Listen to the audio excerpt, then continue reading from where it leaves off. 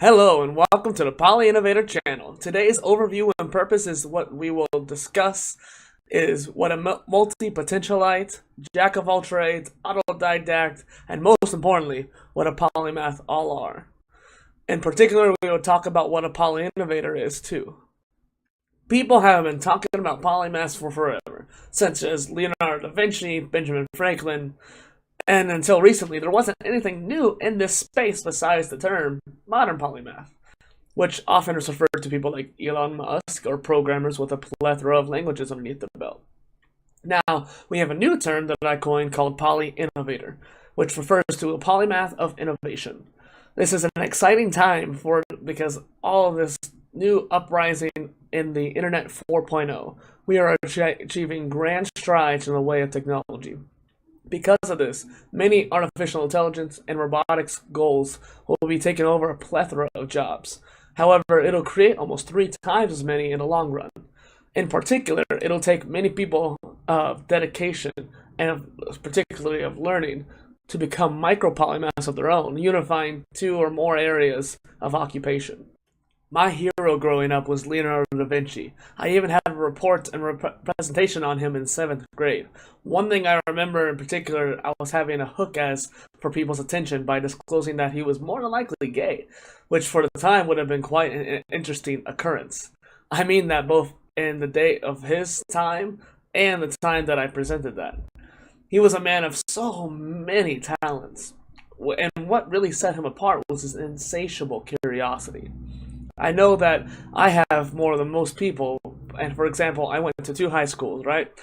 Before both, I had a summer school before them, and which was my first hands-on experience with the campus. So I took a plunge during my break and explored every nook and cranny. For both schools, mind you, there were significant areas that were cut off for cleaning and repair, so I had to sneak in to explore, and I couldn't help that curiosity, however. He was that sort of man too. And the real key thing to note was that he set no limitations on himself. He in fact created systems in his life to create the foundations of growth for him. I talk about this actually in the video's companion blog piece. There are goals and there are systems. The prior is akin to a hamster wheel. It's constantly turning. And systems are more like creating steps beneath your feet, allowing you to be more stable, taking the fragile wood stairs and turning them into hard concrete.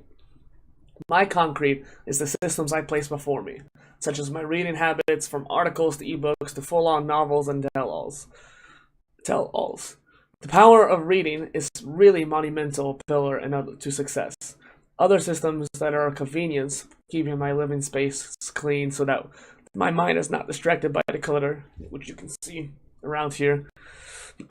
Also minimizing my necessities like consumables, which for a person who works at a gym constantly, another job, and a side hustle, I generally need to consume 3,000 to 6,000 calories a day, more on the latter side, depending on my activity level. So that's saying a lot. My why, or reason for being, is to make a substantial change in the world. This is why I do all of this. I believe the path of doing this is in the actions that we can take, not only on a daily basis, but monthly and even yearly. I have made more progress in my life in the past few years than I did in any other time before. All in that time, the power of exponentiality is amazing for growth. My plan is to help the United Nations with their Sustainable Development Goals, or SDGs for short, creating a platform of change via what I call the United Living Construct. The person who you are right now is not going to be the same as the one tomorrow or the one the next day. And moreover, and something important to highlight, who you are a year from now can be completely different. The personality can change over time. And I have definitely noticed that I have grown more introverted in my energy, just to name one example. You are the person you have led to this moment to be. And what does that truly mean to you? To me, it has to do with my ambitions. I have gotten to where I am now because of my North Star. Luckily, this North Star is what keeps me up at night, gets me up in the morning, and pushes me to help each and every one of you. The most important thing on this planet is the people on it. And I know this sounds quite human-centric, but I am biased here because here's the secret. I'm human. This model of thinking is a fault when it comes to taking care of the planet. But how can we ever do anything of the sort if we cannot take care of each other first? Priorities of magnitude matter greatly.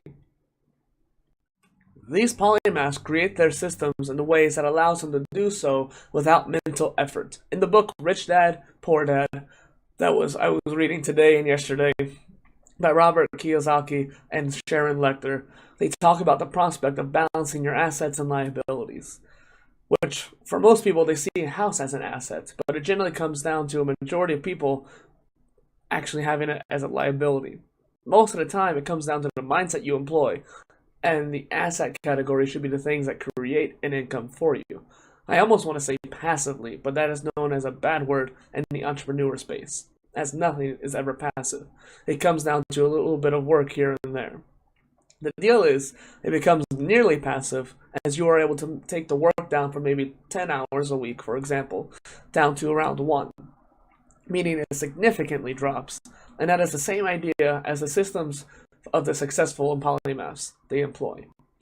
If more and more people can take advantage of this mentality, becoming a polymath by making the knowledge pools or occupations, as it were, to be more of a passive system, then we could create and establish new ranges of occupations, increasing the ever-dynamic working experience and the education systems, giving way to people coming out of poverty can have a goal and their own systems to put in, and new age polymaths to have a new range to live in.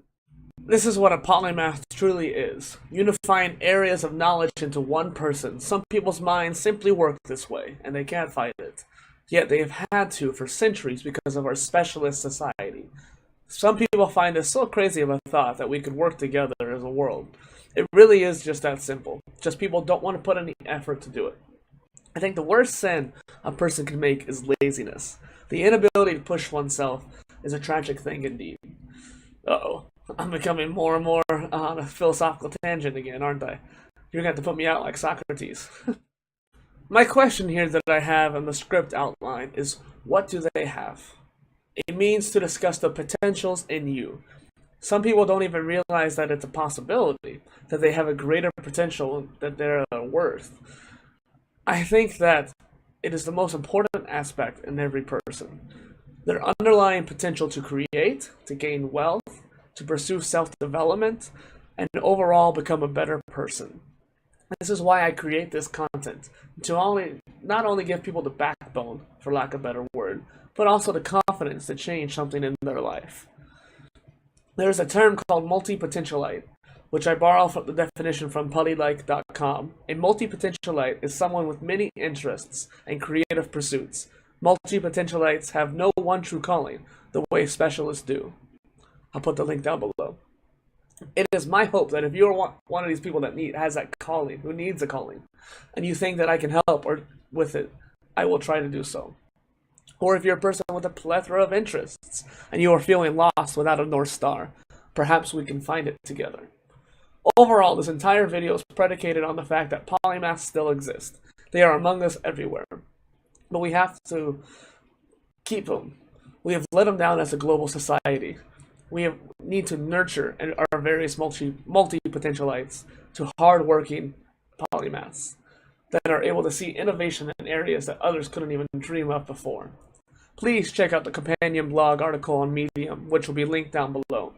Leave a comment below about what piece of the video stood out to you, and bonus points if you leave the timestamp. I'll be keeping an eye out in the comments to make sure I reply to each one of you. Goodbye.